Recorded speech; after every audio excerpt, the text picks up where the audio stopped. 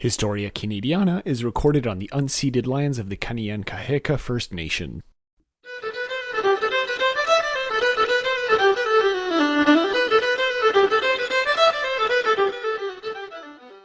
Hello, everyone, and welcome to the most tired and just done show. Happy holidays! Happy holidays! Happy holidays! Oh my god. I think I'm just going to sleep for like 2 weeks. I During did not go outside yesterday, basically because it was too windy. Like you saw that, right? The 90-kilometer winds. Yeah. I live on the 15th floor in a big condo apartment. Mhm. The whole thing was shaking. At one point, I was lying in my bed and my whole body was vibrating. You're like, is this entire thing going to collapse? I have to make sure I didn't lose any my patio chair. Yeah, we had to rearrange our bikes because of it. Yeah, it was terrible. Anyway, what are we talking about today, Mac? Okay, as usual, we just wade right into the deep end. We're talking about residential schools. Before we do that, however, I should mention that we have a new patron. So we already reached out to her and thanked her, but thank you very much, Paula, for joining our Hall of Patrons, our Hall of Fame. Yeah, Paula. Paula, who's actually a writer in her own right, and we've used her work before. But yeah, thanks, Paula, for supporting us. And yeah, if you want to join Paula or the other supporters of the show, you can do so for $1 or $3 a month over on patreon.com, and it really helps boost the show. If you get free full episodes, non-edited, so you get to hear more of me and Patrick's absolutely asinine thoughts, as well as getting access to our own side series, Pop Canada, that I myself, and it's a lot of fun. It's a lot more laid back, it's a lot more relaxed, it's a lot more of just our thoughts and less of trying to be super serious. Absolutely. All right, enough chit chat, enough of the small talk. I guess we'll just, as you say, just go right off the deep end. Let's just jump right into it. There's no way to ease into it. So yeah, obviously we're talking about, as Mac said, residential schools, and we're going to do so specifically through a novel that was published about 5 years ago in 2017 by Cherie Dimaline, who's a Métis writer, called The Marrow Thieves. It's a very good novel. I recommend that any readers check it out. And yeah, I want to start this episode. Well, I want to just we are talking the piece we are reading is a bit more sci-fi future focused while reflecting on residential schools. There's also obviously big writing about residential schools coming from the time itself that you can, I'm sure, find very easily, Patrick. I'm sure we'll stuff description, but we just want to look at this text first to promote it, because it is and also because it provides a very interesting take on how these problems. Yes. Just wanted to clarify. There's absolutely a reason why residential schools form. I don't know if it's the majority, but they certainly form the basis for a lot of Indigenous writing coming out today in the modern age. It's because their legacy is still felt, as you would see by turning on the news for 5 seconds any day, because they aren't old. When did the last one close? The 90s? 96. There you go. We were literally alive. Well, you were. Well, at least I was. Yeah, I was. Terrible. Anyway, so to kind of, before getting into the history, or a very general history of residential schools, and then getting into the novel itself, I want to set this up with a chapter that I had to read for some exams coming up, in a book called The Indigenous Experience, which kind of looks at plenty of different aspects of Indigenous life or lives across the world. And specifically, chapter 9 talks about residential schools, right? And the chapter opens with a description as told by one of the survivors of residential schools of what she lived over there. And I think it kind of perfectly encapsulates how to get into this, because so it starts off right. Emily Rice's introduction to residential schools will be etched on her soul for the rest of her life. Raised on a lush British Columbia Gulf island replete with wild deer, gardens, and orchards, and surrounded by straits that ran silver with salmon and herring, Rice spoke little English at the age of 8 when she was told the priest was coming to take her to boarding school. The nightmare began as soon as Emily and her sister Rose, then 11 years old, stepped on the small boat that would bear them away. I'm just going to skip here a little bit. By the time Emily Rice left Cupper Island in 1959, at the age of 11, she had been repeatedly assaulted and abused by Father Jackson and 3 other priests, one of whom plied her with alcohol before raping her. A nun, Sister Mary Margaret, known for peeping at the girls in the shower and grabbing them, was infuriated when Emily resisted her advances. Quote, "She took a big stick with bark on it and assaulted me with it," recalls Rice. "She told me to say I'd fallen on the stick and that she was just trying to get it out." The girl crawled into the infirmary the next day, too afraid to name the perpetrator. And so that's how the article starts. And we should mention, obviously, that this is, yeah, I'll include I think a warning at the start of this episode that there's going to be some rough language here. You should expect that going into an episode about residential schools, but nevertheless. We are not authorities, so obviously we're going to be careful about what we say, but we're also not going to hide it. No. Sugar. No, I don't think you can. Like, it's been, that's the thing. It's like, it was quote unquote, sugar coated for so long. And that's why we're in this mess. Less sugar coated and more just fucking buried. Yeah. Literally all the problems with residential schools were buried and they're only now just being done. And I mean that in more ways than. Yeah, no, in quite a literal way. Yes. And by that, absolutely. I mean all the dead children that were buried. Yep. Mm-hmm. Just so people are clear. Yeah. And we'll get into this, but as you were saying, it's not like this was unknown. There were reports that came out in like the 20th century of how crappy the conditions were. In the 19th century, we knew that they were crappy conditions. And crappy is like a very broad term in this case. They were horrible conditions to live in for many of the residential schools.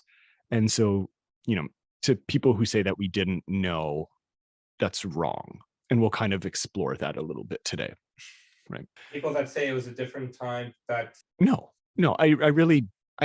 do you feel about that argument of it was a different time? Because it applies to more places than one, right? People often use that argument in more areas. And I'm like, personally, I get why people would have that reflex to say that it was a different time, but I don't think it excuses it. I think we can say it was a different time, and from there we can, because we've often talked about similar things ourselves when we talk about like a lot of the people that we've met, and we say for their time they were very progressive, but I still think we're allowed to say it was not overall very progressive at all.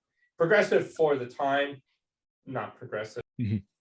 And I think, and again, you have to look at it case by. In the case of this is not for its time. This would have been horrible if it happened to, say, if Catholics decided to abduct a bunch of Protestants, strap them down in beds, and basically say you're going to be Catholic. And if not, you're going to die, and we're just going to put you in the worst living. Like if that happened between like Protestants and Catholics, or Christianity and Judaism, or something like that, like we would have known about it. That is not to say that Judaism has not been, because it has a large history, but this is what I'm trying to make is that if we looked at this through any other lens in history, any other lens of different groups of people, it would have immediately been shut down or immediately would have been called an atrocity. It always was. So if you're going to say it was a different time, I think you can talk about that, and that is a valid discussion to have, but you have to look at the case, and you really have to consider, like, only say that if you really knew what it was like at that time. Yeah, and I feel like oftentimes that argument kind of falls apart when you realize that people at the time also criticized a lot of the things that we're talking about now. So it's like, you can't, the argument of like, oh, people didn't know as better back then, it kind of immediately falls apart because clearly some people did. And it's like others just decided not to go in that same direction and decided to go ahead with whatever atrocity was perpetrated. So I feel like it very quickly falls apart. Yeah, like in this case, like if you say it was a different time, it has to be like a very partial context, or it's the actions of a person, like in what they did, not the actions taken against the group. And again, you really have to look at what was actually happening that time. It's like when I read an interesting post where somebody was discussing people trying to write feminism. And they were saying, stop trying to implant modern feminism into older texts. Like your medieval text or whatever should not be using the words patriarchy and what was it? Like heteronormativity, hegemony, like these were not terms at the time. Or if they were not like talk about feminism in the context of the actual time period. Because if you're just trying to use, and that goes both ways. Don't stop trying to implement modern ideas onto ancient contexts or older contexts, not even ancient. This is again 30 years ago. Yeah, not even 30. So it's, oh god, I know I'm probably butchering what I'm trying to say right now, but it's but it's what you call presentism. Yeah, but absolutely. Can you like really consider where and when you're, because context is important. Yes, but it is not an excuse. So, no, but getting right into it, like, what do you know of residential schools? Like, what was their, well, before we get it, like, what context do you have for them? What was the intent? So the intent of residential schools was basically to try and implement. So this is a long explanation, because again, I have learned about this. Yay! I am just about to complete my master's degree in education, and we literally talk about this in so many classes because it is like such a large part of the history of not just Canada but education in Canada, of this atrocity that occurred. It's long standing. Anyway, so the idea was systemic. What's this thing? What did Byron want to do? Not Byron. What did he want to do? Lord Durham. What did he want to do to assimilation? The idea was systemic assimilation, right? But as opposed to original ideas of conversion, where we would go and we were not proselytized to people. Yeah, the difference was this was directly targeted at. Yes. Any other time, conversion was focused on getting to the adults, the leaders of communities. And again, that's where you indoctrinate yourself. It was discussion, negotiation, blah, blah, blah. This was just abduction. And that was the idea and the thought process. And this is something that people, like, in much lesser and more minor ways, this is a thought process many political parties still have, where if you control the schools, you control the power, because you control what the young people learn. And so that was the idea with Catholic missionaries, and later when the British came in, like, it was the same idea of, we're going to start these schools, we're going to put them like in the settlements, and we're going to sort of assimilate. And it goes back basically as long as the French were settling. And to hit on the point of like the education as a way of reinforcing certain ideas. Yeah, this is what I have this quote in my mind because I recently had to reread it, but there's a really good book that came out maybe 10 years ago by Audra Simpson called Mohawk Interruptus. And in it, she mentions that the state is not just a set of political ideas, but the state is educative, right? That she refers to. And I feel like that sentence pretty much sums up what you were talking about in this case of like the state perpetuates itself through education practices, and residential schools is certainly one of the ways in which the French, British, and eventually Canadian state did this. Yeah. And again, it's good that you bring up French, British, Canadian, because that was sort of the waves of how it works.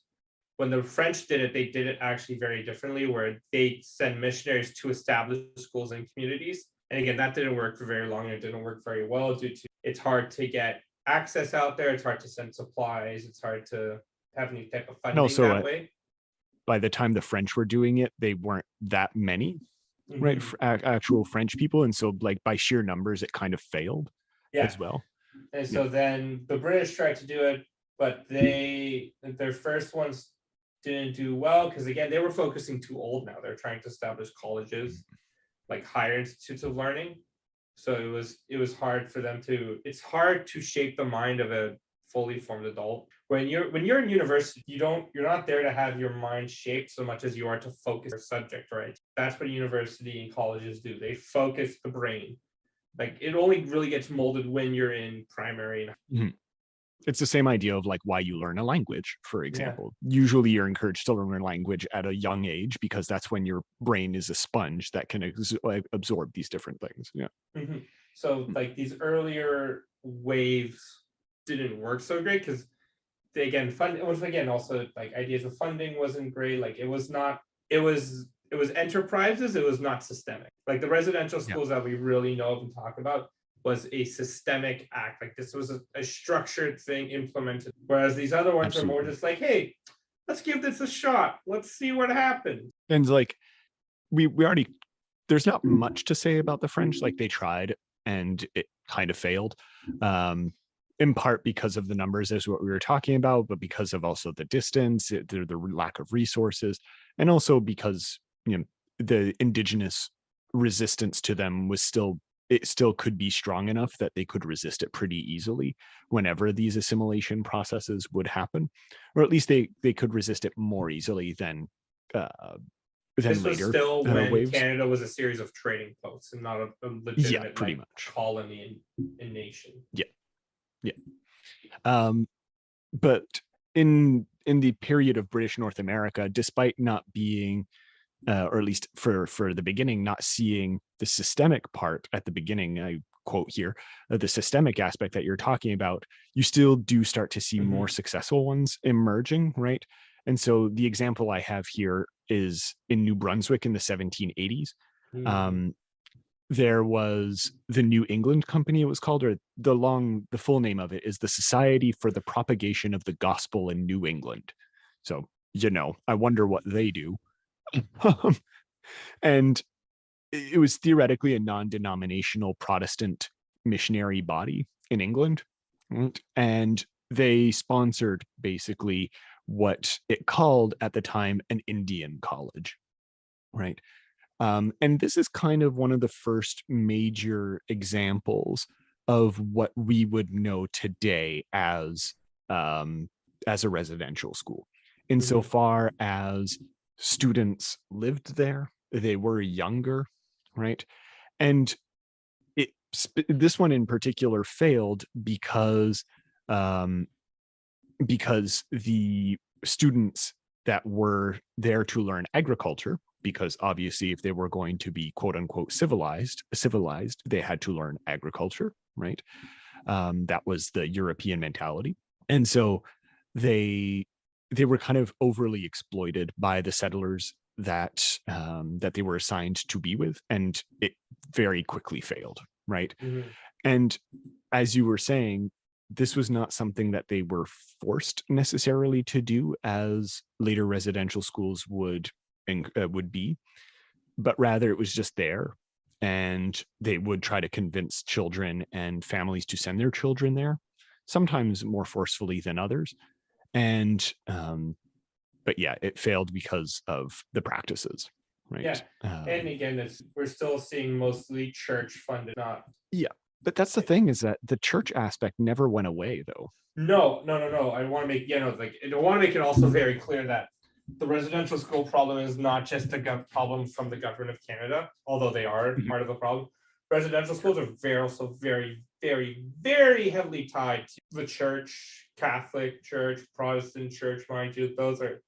They are also, and again, that's part of the problem that people don't talk about, is that the church is not held as accountable as the governments might be. It's a whole, but that's an entirely different discussion. That's an entirely different thing. I don't know. Do you feel like that's changing now? Because there was the John Paul, not John Paul, who's the It's coming more, but I think it's also important to show that any reparation is mostly coming from the government at the moment.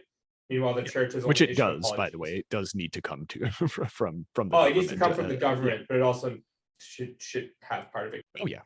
And at the moment, the church is doing what Canada only started to do again 20 years ago, which is apology, which is a start. But I do believe, and I'm just going to look this up quickly, I'll keep so that I talking about don't. schools. I could talk about schools all day long. Yeah. You do Okay, so not that's the thing. understand. You do not understand the hatred that Canadian educators have for this system because of how badly it reflects on Canadian education. It has bred such a large amount of distrust that makes it so hard, that can make it so goddamn hard to keep First Nations. Yeah, absolutely. And the thing I was talking about, so there was a settlement between residential schools. This was in 2015. There was a settlement that was made that kind of would obligate 48 Catholic entities in Canada to pay what was the equivalent of about $80 million to residential school survivors. And that kind of has become a bit of a hot topic, at least where churches are concerned, is because that never really materialized, or that hasn't fully concretized itself yet, right? And so there are discussions like you're talking about, but the reparations at this point are minimal at best, right? But yeah, that's just I wanted to get that statistic out because I couldn't remember off the top of my head. But yeah, so yeah, I agree. Generally, it's more of like a state thing now. But yeah, mustn't forget that the church was actively involved. Yes, we can't forget all the parties.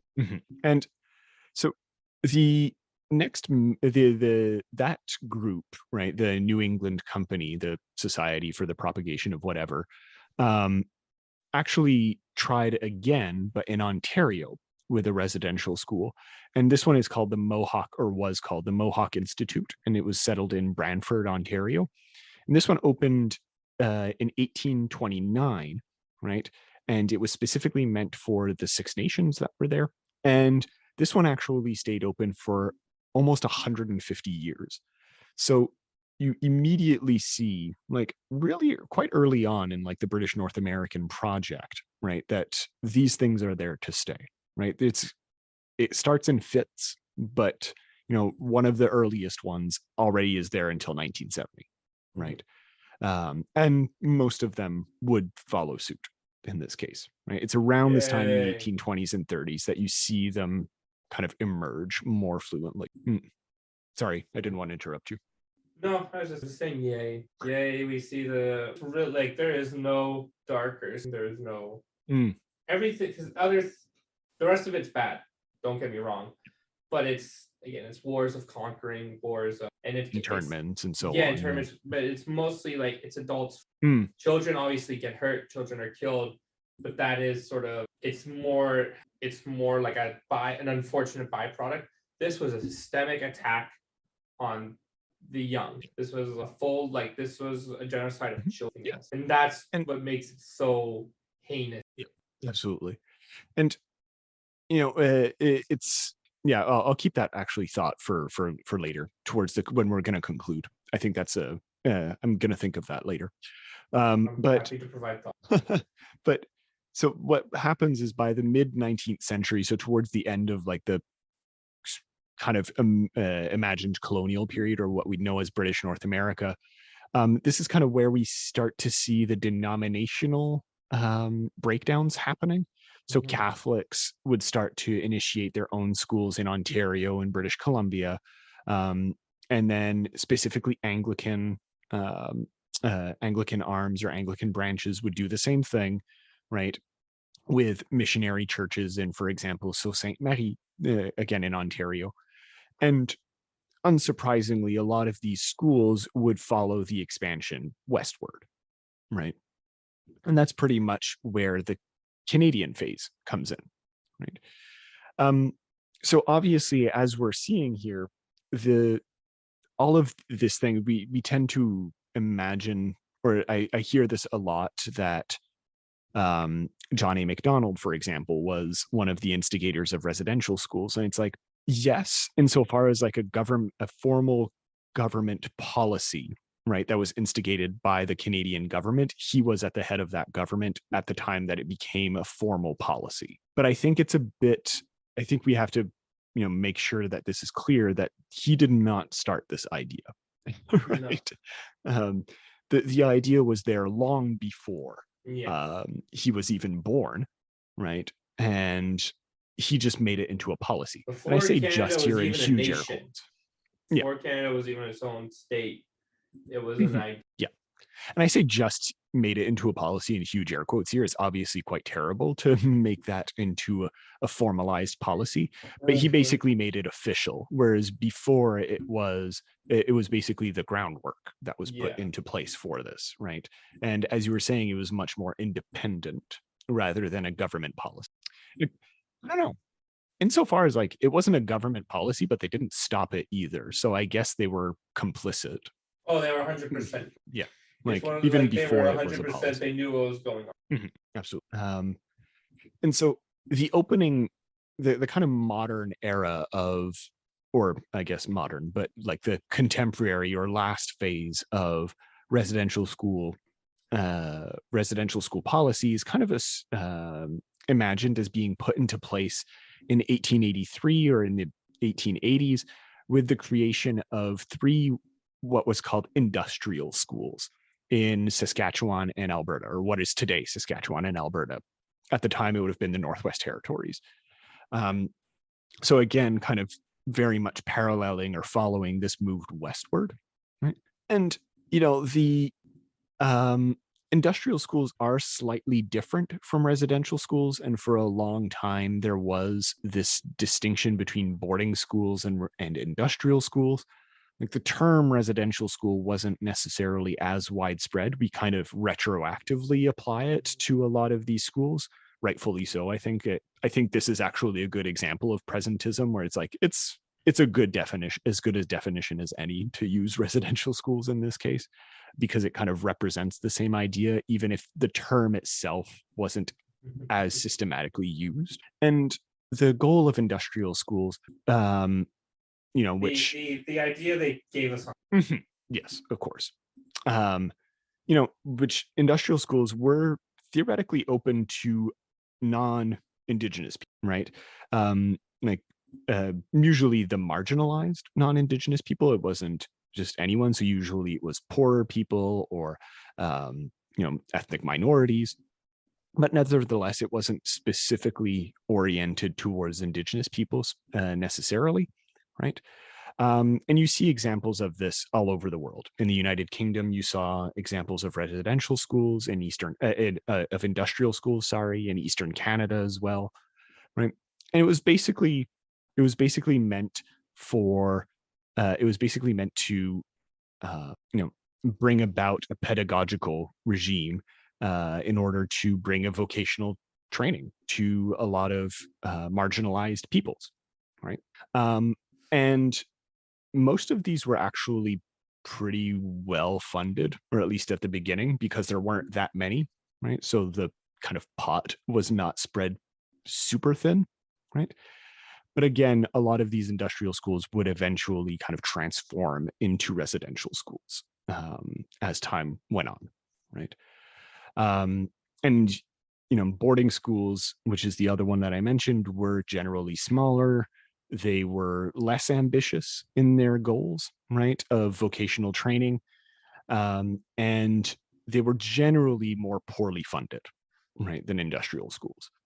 And so you kind of see this merging that eventually happens of industrial schools and boarding schools, right? And that's kind of what would... Yeah. And at least, again, it's on paper, because a lot of residential schools would not follow through on their promises of vocational training, right? That was the intent, or at least that was the intent on paper.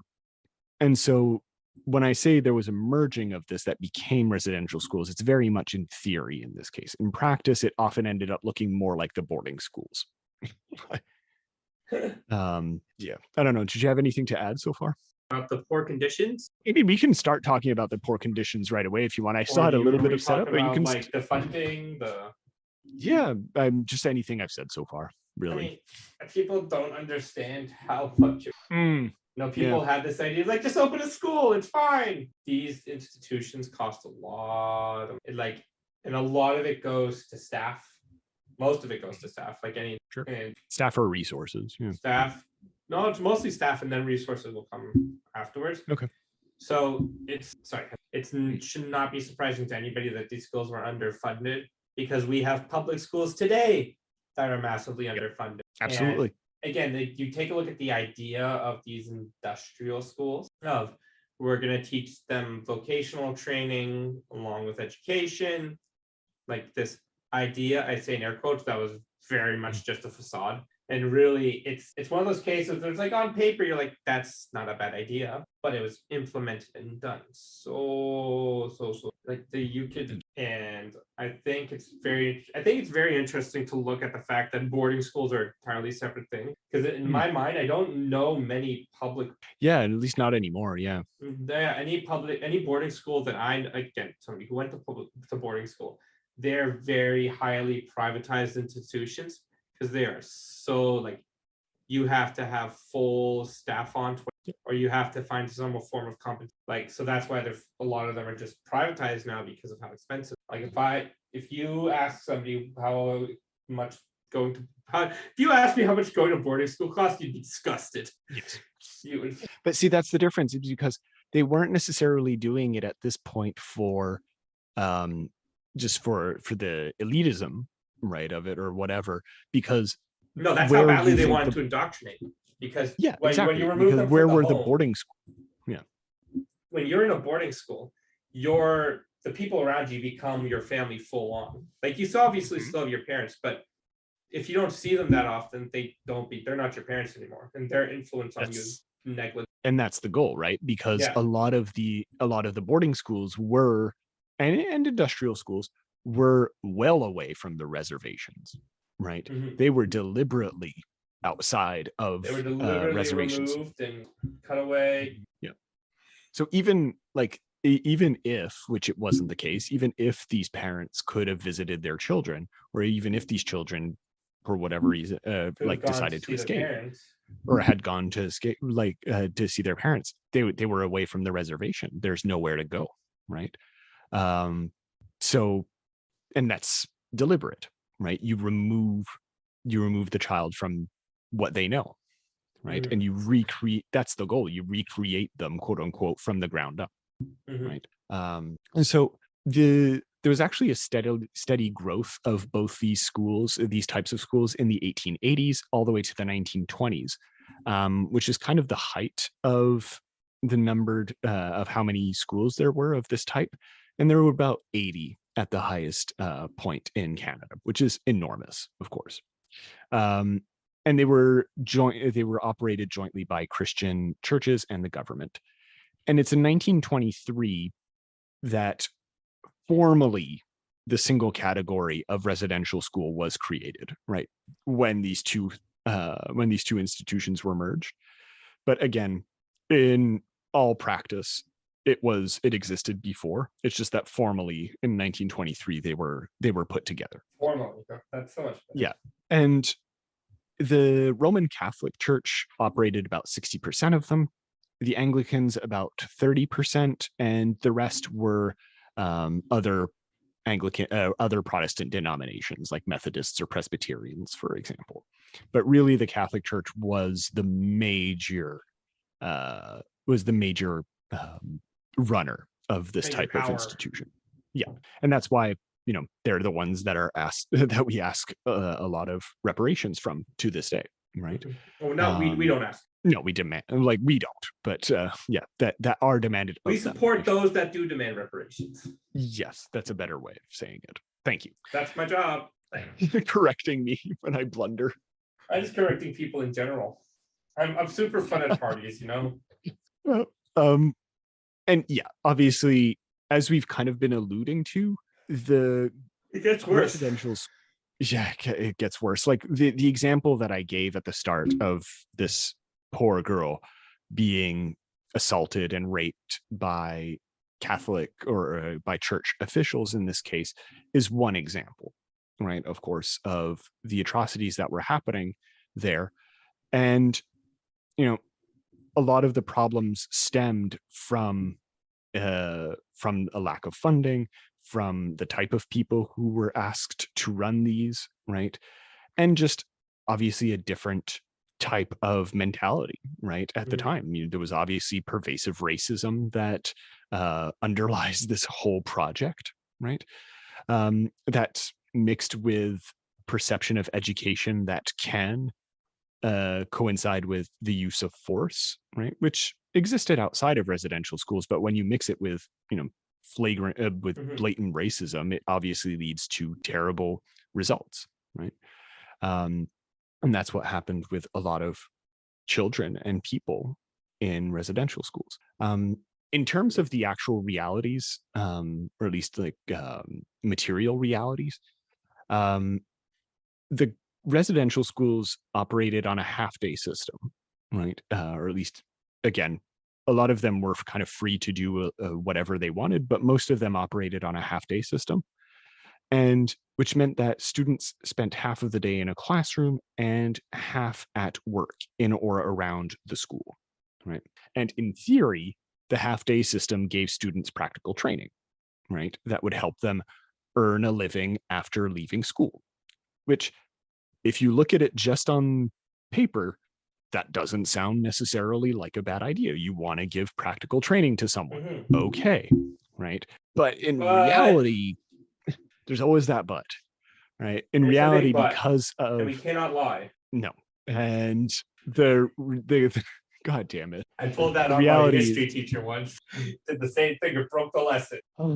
the the reality is because of the constant restraints in funding and the fact that the church couldn't make up for the shortfall that of the restricted government funding, the half-day system was mostly used to extract labor from students in order to Cheap support the child school's labor. Oh, operation. yay. There you go. Under the So guise of on top of education. that's another level of abuse, I guess, that was faced, is just child labor. And overwork and inadequate training were pretty much par for the course in the residential schooling system until the late 50s, at which point the half-day system was abolished formally and funding improved. By then, the number of residential schools had also gone down a little bit.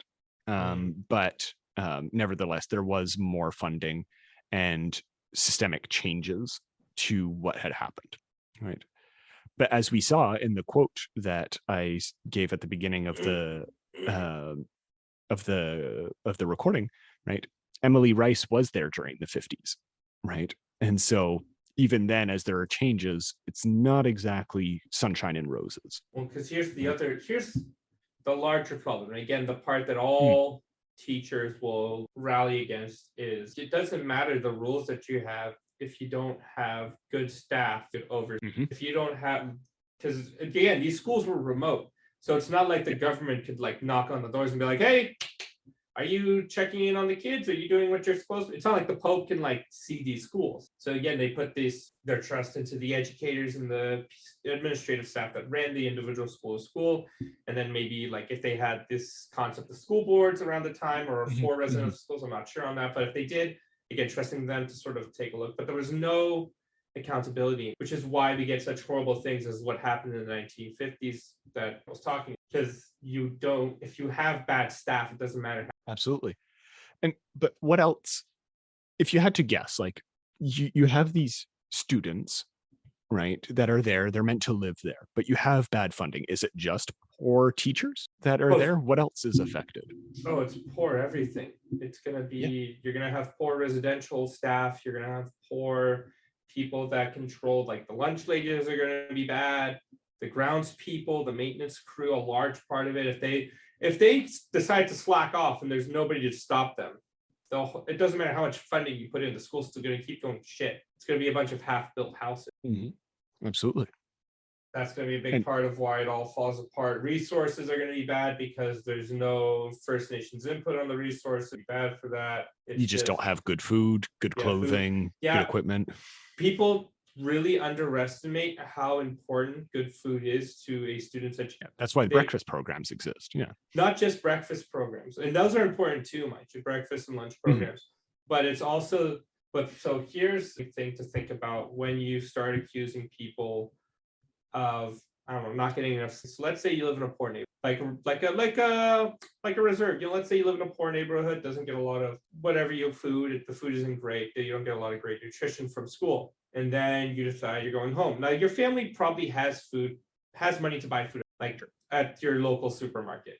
They can buy some sort of food there. That's not the issue. The issue is because if you are in a poor neighborhood, food deserts. Yeah, you don't have a car. If you don't have a car, you can't get to the supermarket. If you can't get to the supermarket, but you still need food, where do you go? Local dépanneur probably is the quality of food. Like, don't get me wrong, I buy food from dépanneurs, but the stuff I buy at dépanneurs is not good for me. Like chips, candy, and beer is not good for you. And it's not the staple of your diet either. No. And so that's the problem with nutrition. Is literally where you live means you will get worse nutrition. And so I'm sure even before these were boarding schools and these were just industrial, I'm sure these students would not have had access. There's no way these schools would have been in a good location to get good nutrition, which it hampers your brain. But also, whenever they do get good food, who do you think it goes to? Do you think it's going to go to the goes to the small corrupt staff members? Yeah, of course. Like that's the thing, right? There's actually, because even if you take food actually donations, you're going to get food donations from the community that's around you, which again, unless you're lucky and somebody in that community has access to a car and can hit up your local supermarket, or I guess access in that time to a cart and horses, you're not going to get good food. There's actually a really If good, you have bad we could have food talked that about, kills your sleep. that's true. Yeah. We could have talked about this book as well when talking about residential schools, but there's a really good book that I recommend that any readers, that any listeners look into as well. It was made into a movie that was quite a faithful adaptation, actually, if you don't feel like reading it. But it was Richard Wagamis's Indian Horse, right? Which talks a lot about what you're saying as well, or a lot about what we're talking about now, but from the perspective of the child that went through it. And it's a harrowing experience, right? To read and watch it. I know my dad tells me all the time, but yeah, it's really interesting. And there's a good scene in it, or in a good chapter, where they mention the food issue in this case, and you see at the front of the cafeteria the actual priests and nuns get at least eggs and bread, right, for breakfast, whereas what are the children eating? Well, it's basically gruel, right? It's porridge, and not even with anything added to it, no fruits or anything like that. It's just crap, right? It's literally, yeah. So we could go on and on about the abuses, and obviously we've mentioned before that the whole goal of the residential schools was to take if I'm going to take like a term that's been used before, is to kill the Indian inside the child, right? Is basically what it was. They weren't allowed to speak their languages. phrase of the time. Yep, absolutely. Their spirituality was considered to be devil worship by a lot of priests and heads of the churches. And so, if it was considered at all, like honestly, the spirit worship, if it's not Satanism, it's basically just it's just nothing.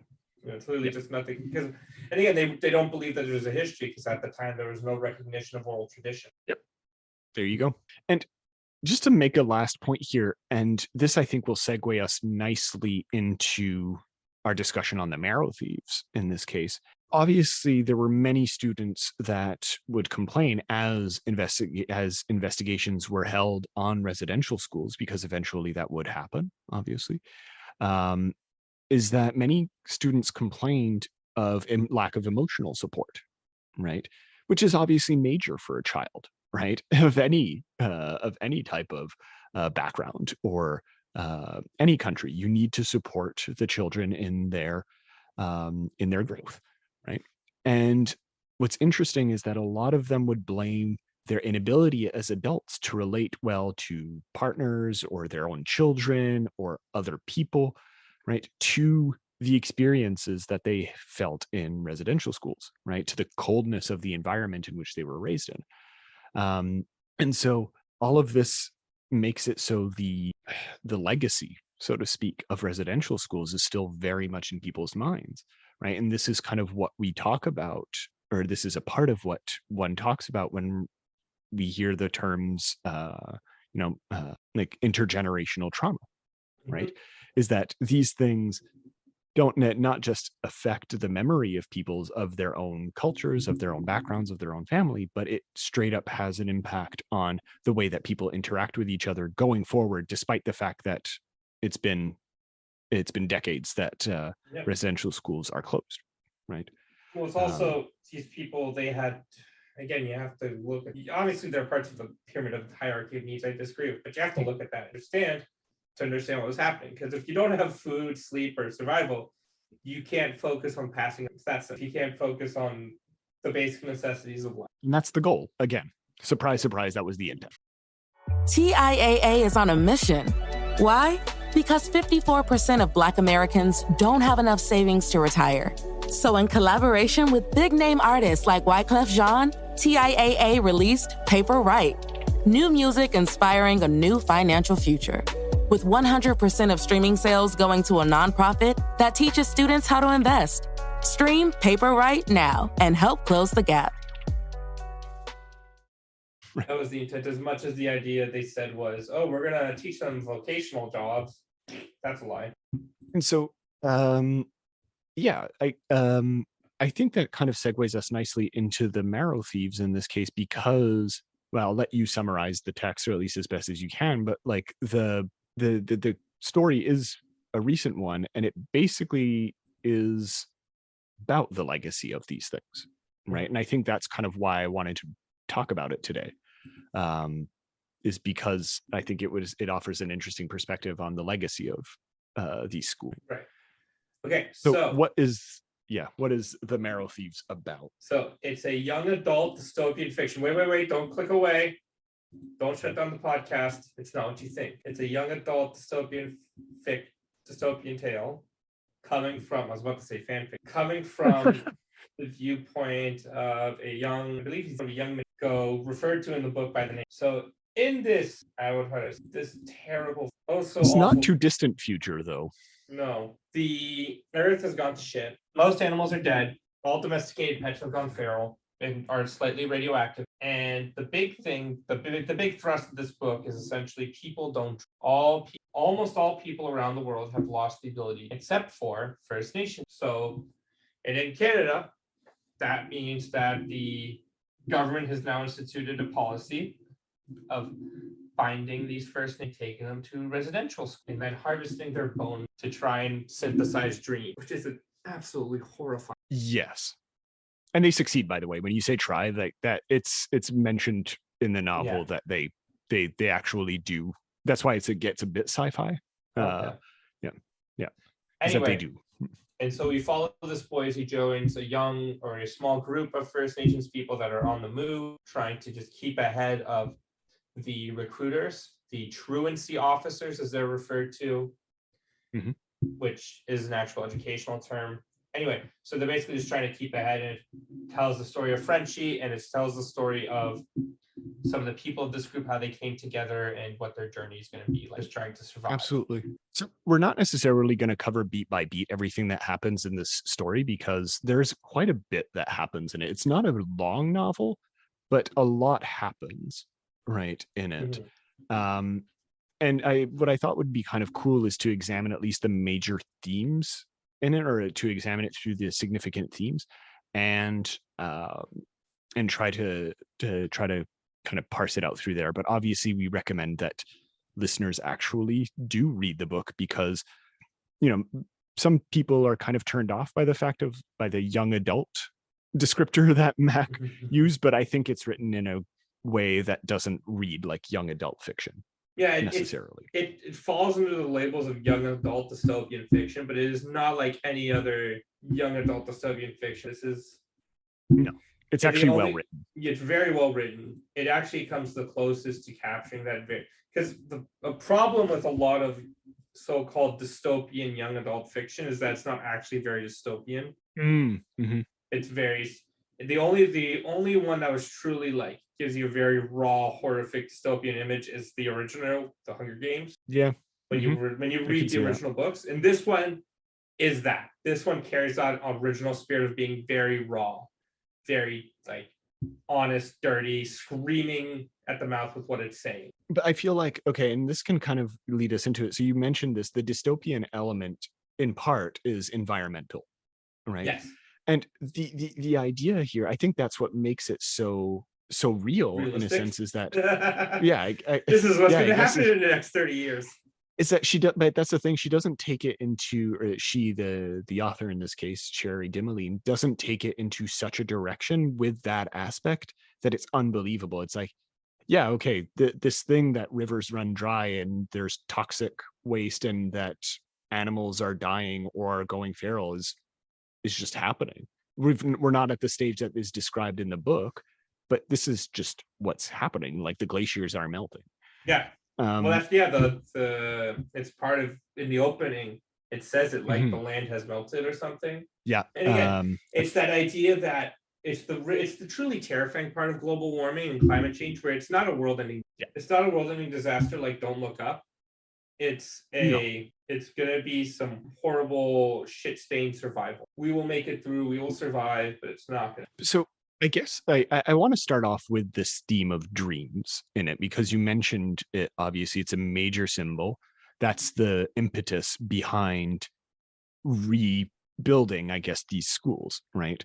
And they do create explicit links between residential schools, the historical ones, and the new ones that are being built. Yeah, right? again, truancy officers are a real thing. Truancy officers are basically out there to catch people who should be in school that are not. Yeah, that is the job absolutely. of it.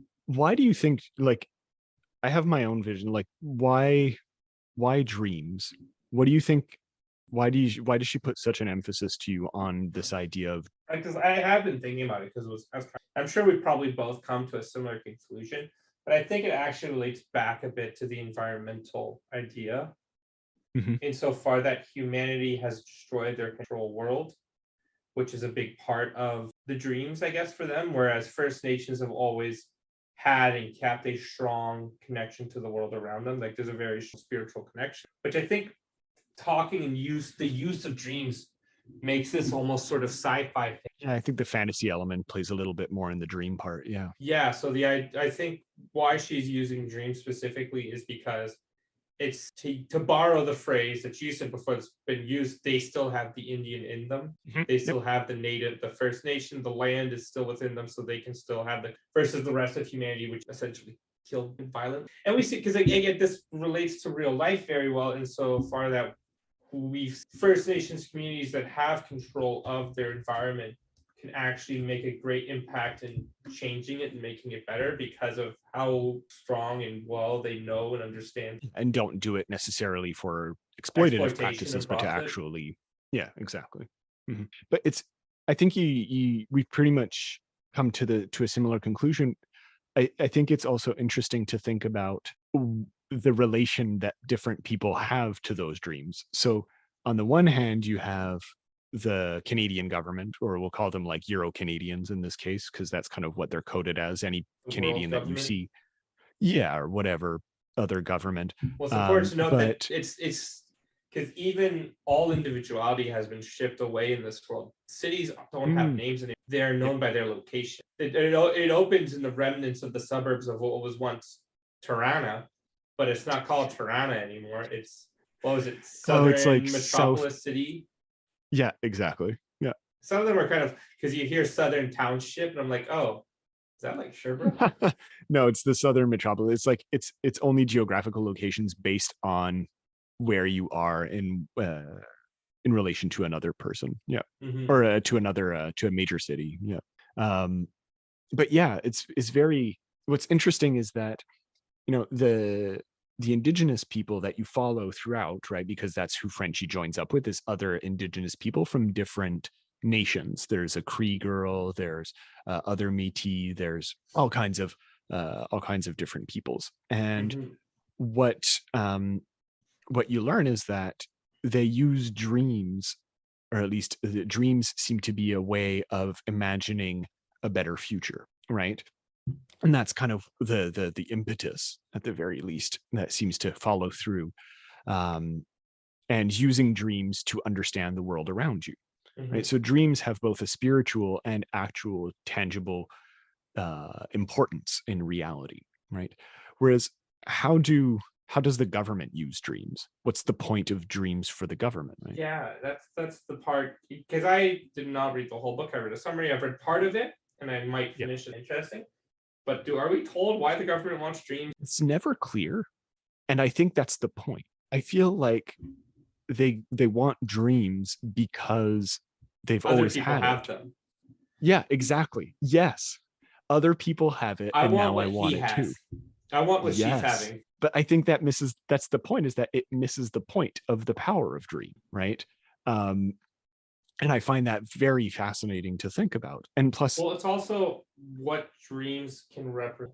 If we look at spirituality and mythology, dreams are it's the birthplace of ideas and creativity. So I can imagine in this world that nobody has ideas and nobody's creative in it. it's the thing, the world around them has stalled, type of Yeah. thing. The only creativity comes from actually there is no creativity because they're relying so heavily on the past. Anything that they do create is or that we see being created by the people who have lost the ability to dream is the residential school, right? And they only are aping off of the old residential schools, right? They're doomed to repeat the past because they can't dream, right? So there is not a single original thought that's being given there, right? No, absolutely. I think you really hit the nail on the head on that one. Nails. But I do find it cool that, or at least it's an interesting idea, that or at least Dimaline seems to parallel in this case dreams and science in a way, like to reinforce this point that we've already made of missing the point of dreams. They extract it, right? They literally go into the marrow. So instead of actually changing the world around them and trying to recapture, or at least try to push towards being able on a wider scale of reimagining or kickstarting dreams again, you're just extracting them and scientifically inducing it, right? It's a mechanistic way of seeing dreams. And again, it's a temporary fix, right? That I think is extremely interesting as an idea. Yeah. You're gonna steal, and that's gonna fix everything. It's like, well, what happens when you steal all the dreams? I don't know. We'll figure that out. Well, that's the thing, right? That's kind of why it makes it, I think why this book is so real in a sense is like, we kind of see the same thing happening, not with dreams necessarily, but with solutions to the climate catastrophe that we're facing. It's just like, okay, well, this is a temporary fix. This is like a Band-Aid. Then what? Yep. It's like the South Park comparison where they like the representation for climate change in South Park has basically always been man, bear, pig. Okay. Yeah, and so they end up having to strike a deal with man, bear, pig. And they're like, okay, so if we can get rid of man, bear, pig for all time if we give up these things. And it was like soy sauce, ice cream, and Red Dead Redemption 2. And people are like, oh, but do we have to? Blah, blah, blah. It's like, okay, well, if we promise him the environment, if we promise him our lives later, we buy ourselves another 50 years. And they're like, okay, it's not my problem anymore at that point. It's very funny, but yes, also brutally true. Brutally accurate. What do you think of the relationing of the creation of a relation between dreams and residential, or like the extraction of dreams in residential? I think it goes back to what we were talking about before. Just again, the idea of you deprive them of their needs so they can't dream. They have no ambition. Dreams are ambition. If you have a dream, you have something. So you're instead creating people that don't want anything, that don't want to die. Yeah, absolutely. And yeah, and you see this again and again in the novel where Frenchie as a main character and other characters, like there's a difference in this case between they create a specific difference between knowing your history and dreaming about the future type of thing. And both of them are acts of imagination in a sense, because you're in the future. None of them have actively experienced the original residential schools, so to speak, or any of the history that they're recounting, right? None of us have actually experienced most of the history that we recount in textbooks or anything like that. But I do think it is a kind of interesting parallel that's created where the Indigenous group know the different, or at least exploit the difference between stories as history, right, and stories as potentialities for the future, right?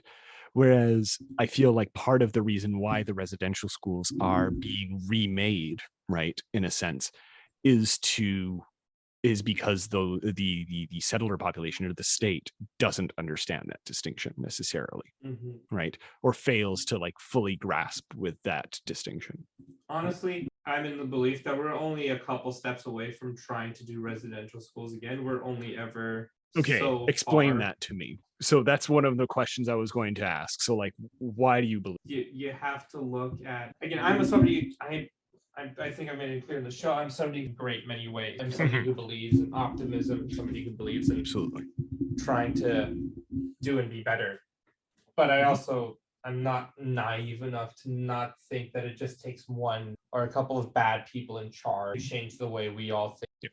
I'm not so naive to believe that all it takes is a couple of radicalists from any side of the party to suddenly, And again, like when I say it doesn't have to be residential schools for First Nations, it can be a residential school for anybody. Yeah. This idea that we're trying to re-educate. I mean, I wouldn't be surprised if we saw this idea floating around in some of the states in the South. So I think we're only ever, it's a constant struggle. It's a constant battle between the good and the bad that rests within our society. So, but I also think we're still never a couple steps over. And you know, it's hard to not think that you're not a couple of steps away when there is inevitably some, well, obviously constant like forms of camps exist everywhere across the world, or re-education churches for homosexuals, for example, right? Yeah. Quote unquote re-education, like Or all these conversion terrible camps. conversion camps. That's the word I was looking for. Yeah.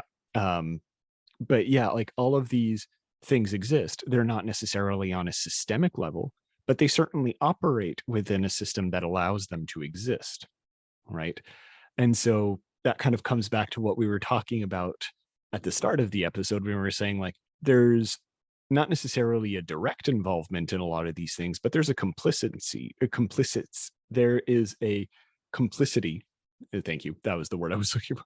It was a complicity in by the very fact that they're not being shut down, or these places are not necessarily being opposed as actively, right? And I think it's through methods like that, or through such mentalities, that these institutions could reemerge, right? I hope they don't, obviously, but I agree with you. I'm not so naive that I can't believe that it wouldn't happen. Yeah, especially in a time of crisis, right? And I think that's the point, right? It's a warning, I think, this book in many ways. Yeah. I'm curious. So one of the last major themes that I want to talk about in this case is the relationship between trauma, identity, and pride that permeates throughout the book, right? I know you've only read select passages in this case because that's what you had time to do, but like, did you see a relationship between in this idea, or even just in general? Could you kind of talk about how you see trauma, identity, or like national identity and pride working together? Sorry, repeat the question.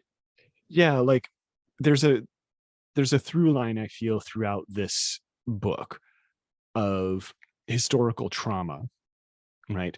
But also that historical trauma allowing for the flowering of a new identity or a pride in your identity as something, right? And I'm wondering if you have anything to say about that particular idea, or in the way that it kind of permeates in the book.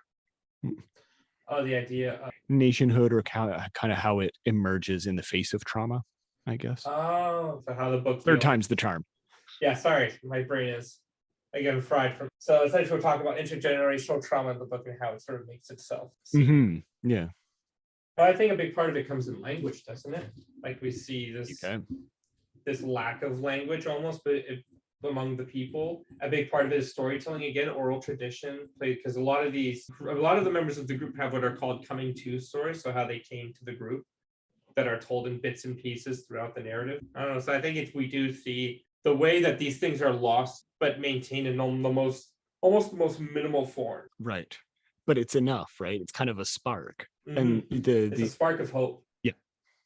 Dreams, one might say. Dream. But it's interesting, like this is which chapter is it again? It's in the chapter Magic Words, right? That specifically brings up that issue, at least most explicitly at the start, where Rose, who's Frenchie's love interest in the book, is the one who stays behind and takes care, or helps to take care of the old elder, or the elder in the group, whose name is Minerva, right? And at first, Frenchie is kind of on his high horse because he gets to go hunting, and he feels that that's the best way that he can represent his nation, right? Or relive the traditions of his people, is by going to hunt, right? But there's in this interesting chapter, he finds out that what Minerva's actually doing with these people who stay with her is teach them language, right? And so it creates a really interesting discussion with between Rose and Frenchie, where she tells him that she learned a word in the language. They don't specify. I think they say it's Cree in this case, but I can't remember. And it creates this. It sparks off this whole thing where Frenchie also wants to learn the language. So the historical trauma of having the language removed is also the impetus for it being relearned and the excitement that can entail, right? Which I find kind of cool. Yeah. Anything else you want to say about this novel? We've talked about it for like half an hour at this point, but it's, I don't know, it's incredibly relevant today. I can actually see myself using this in the classroom. Yeah. Yep. Absolutely. I can 100% see myself. This would be a good book to with First Nation, the way it's structured and the way sort of the discussions you can have. I can already see myself formulating lesson plans. Yeah. Like it's relevant, but it's still not written in a way that's unapproachable, right? And I think it's significant power in this case, right? Oh yeah, one other thing I wanted to mention about language before I forget, and like the traditions and how this fits in with the opposition between dreams and technology, right? I don't know if you got to that part, but the spoiler, I guess, or slight spoiler, it's found out basically towards the end of the novel that Minerva, who had been taken to a residential school, do you remember what she does, or do you know what she does when she's at the residential school? Don't know. She uses language to burn it down. She what you find out is that she literally chants, and it's never. Yeah, like there's a mystical, that's where the fantasy element also plays up again. It basically short circuits the machinery around her and it makes the residential schools go up in flames, right? Which is, the Dimaline doesn't go into the details, but I don't think it matters in this case. I think the whole point is that the very act of embodying and performing your traditions, at least I feel like that's what Dimaline is saying, the very act of performing these traditions is what will stop these things from repeating themselves in the future, right? And it'll stop the acts of erasure from happening that are obviously quite represented by the residential schools. Yeah. I just wanted to mention that because I was like, oh, this kind of encapsulates like a good way to kind of cap off this discussion. Yeah. Like literally she starts singing just before she's supposed to die and everything just burns to the ground. Go, we stand a queen. Yeah, I was like, damn, what a moment. So badass.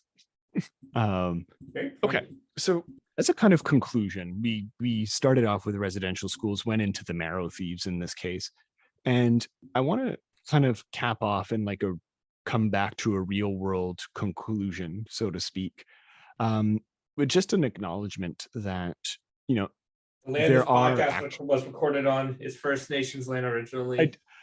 I do that every episode. Every episode starts with that. I'm fine with that. But like it, I do want to mention that there are obvious steps that have been taken, and clear and good steps, I think, that have been taken in order to rectify this situation, right? We're talking about legacy in this case, and obviously we've talked about the negative legacies, right?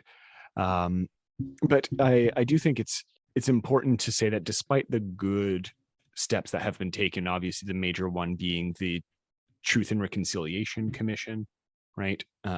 Which came out with a massive report, right? That's multiple volumes long that I encourage every person to read it, at least the summary of it, because it's extremely important.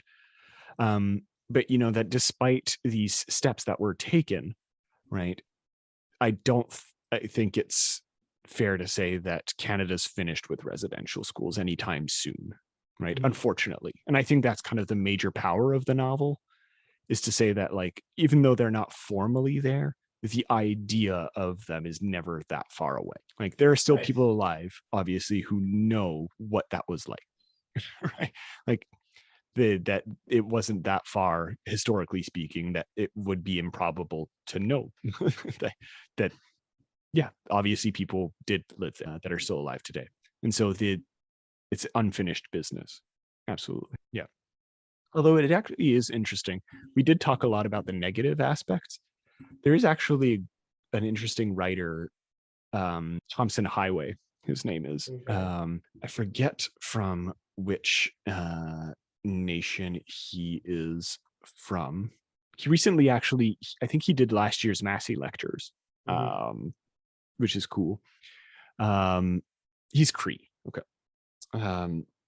And what's interesting is that actually he is also a residential school, someone who went to residential schools, but surprisingly enough, he takes a little bit more of a positive look on it, right? Probably because he went to at the later time, right, when there was a little bit more funding, but he credits, the residential schools for having him learn a new language, which was English, right, which he wouldn't necessarily have learned before that, but also with crediting them for helping him learn to play piano, which is what made him he's a playwright, and he wrote, I think, some music and all that. So he does make a living out of what he learned in the residential schools. And so it's always interesting to consider at least some of the perspectives that are a little bit more positive, right? Even though by and large, I think we can both agree that the residential schools were a bad idea. Like, I don't think there's going to be any discussion on that, but it is always interesting to perhaps end with some of the different perspectives in that sense, right? Yeah, I don't know. Anything else you want to add on anything we talked about today? I feel like we covered a lot. Yeah, we did, but still not enough. We're going to keep coming back to it as long as we do this podcast. There's no doubt about that. So if we didn't touch on something, we will cover it eventually. I promise.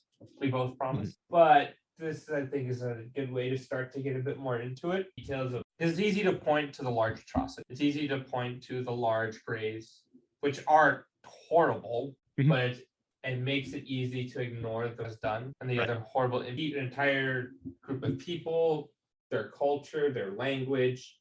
The fact that we did this, the fact that we instituted this ourselves, this was not the case of Mad Men. This was not a case of an Adolf Hitler run amok. These are people that we point to. Yeah, this was the people that we point to as our great world leaders that implemented this, that let this happen, that did nothing, stretched out over hundreds. And I think that should help go to show just how incredibly ingrained. Absolutely. There was actually a quote that I wanted to pull from the Marrow Thieves as a way to cap off, because I think it's a good one. We didn't really pull a lot of quotes from the book, but I feel like this is a good one to mention here. Oh yeah. I understood that as long as there are dreamers left, there will never be want for a dream. And I understood that what we would do for each other, just what we would do for the ebb and pull of the dream, the bigger dream that held us all, anything, everything. And I think that's a kind of powerful statement in this case that implicates the way in which people kind of move forward from this trauma, and a good way to end. All right. Happy with that. Thanks everyone for listening to this probably very depressing but important episode. These things are undoubtedly important to talk about in any. Absolutely. All right. Well, as always, if you want to support us on Patreon, cool. Mac already told you at the beginning of the episode what you'd get, but just as a quick reminder, you get extra episodes. Come on, what more do you want? You get episodes early. Yeah, you get your name set out on the podcast. On the wall of Historia Canadiana fame. We have to come up with a smoother title. But yeah, but you can also support us just by leaving a review, by continue to listen, by telling your friends, by sharing it around, and everything else. Anything helps. Absolutely. All right. Well, thanks everyone for listening, and we'll see you next time on another rousing episode of Historia Canadiana. Woo! Bye. Bye.